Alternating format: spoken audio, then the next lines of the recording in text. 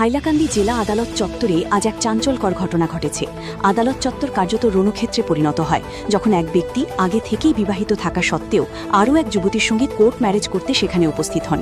জানা গেছে, হাইলাকান্দি জেলার মোহনপুর এলাকার বাসিন্দা শরীফুদ্দিন লস্কর প্রায় 2 বছর আগে দিলারা বেগম বরভূইয়ার সঙ্গে বিবাহ বন্ধনে আবদ্ধ হন। তবে বিয়ের কিছুদিন পর থেকেই তাদের দাম্পত্য জীবনে অশান্তি শুরু হয়। অভিযোগ অনুযায়ী শরীফুদ্দিন লস্কর প্রায়শই স্ত্রীকে শারীরিকভাবে নির্যাতন করতেন। এর ফলে দিলারা বেগম বাধ্য হয়ে স্বামীর বাড়ি ছেড়ে মায়ের বাড়িতে চলে যান। পরে বহুবার স্বামীর কাছে ফিরে যাওয়ার চেষ্টা করলেও কোনো সালিশি সভায় শরীফ উপস্থিত হননি। এদিকে অভিযোগ উঠেছে, স্ত্রী থাকা সত্ত্বেও শরীফুদ্দিন লস্কর অন্য এক যুবতীর সঙ্গে অবৈধ সম্পর্ক গড়ে তোলেন এবং তার সঙ্গে নিয়মিত যোগাযোগ রাখতেন। সম্প্রতি বেঙ্গালুরু থেকে ফিরে এসে তিনি ওই যুবতীর সঙ্গে কোর্ট ম্যারেজ করতে আজ আদালতে উপস্থিত হন। খবর পেয়ে প্রথম স্ত্রী দিলারা বেগমও আদালত চত্বরে পৌঁছে স্বামীর উপর চড়াও হন। পরিস্থিতি উত্তপ্ত হয়ে উঠলে ঘটনাস্থলে পুলিশ পৌঁছে পরিস্থিতি নিয়ন্ত্রণে আনে এবং শরীফুদ্দিন লস্করকে আটক করে সদর থানায় নিয়ে যায়।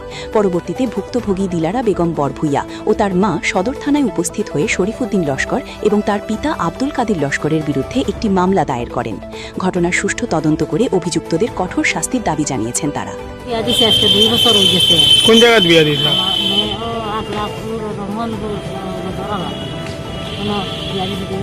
আমার মেয়ে খাইছে, তারা বাড়িতে 2 মাস সরকার দিয়ে 2 মাস খাইছে। আমার বাড়ি আমার মেয়েরে খুব বেশি বেটায় দরবন্ধা দিন মারাধরা করছে।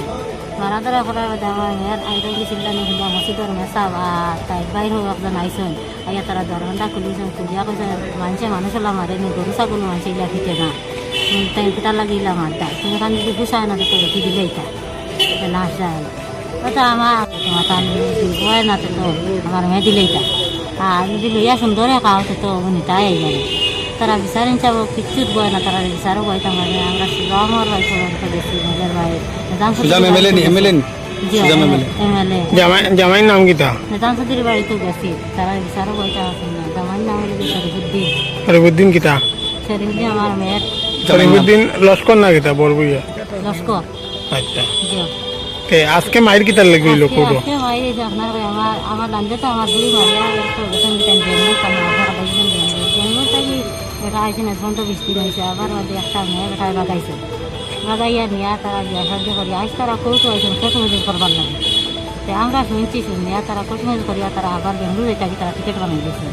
আমরা শুনিয়া তো আমরা আইসে কৌতো আইয়া তারা ধরছি। মেয়েটারও হয়েছে, আমার দামদারও হয়েছি, আমার দামদার বাবারও হয়েছে। তালাক দিছে না? জি না, তালাক কিচ্ছু দেওয়া হয়েছে না। আমার মেয়ে ওলা কইয়া আর ওলা বেটা আর মায়ের দর কিতার লেগে করতো না, মায়ের দর করছি না তো।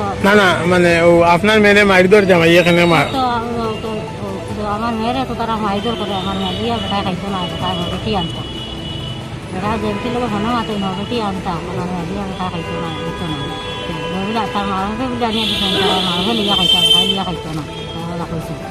মানে আপনার ফুড়িরে তার মা বাবা চাইয়া আনছেন, তারা খাইতো না? হ্যাঁ, তার মা বাবা চাইয়া আনছেন বা তাইও গিয়ে দেখছেন, দেখে শুনিয়া আনছেন।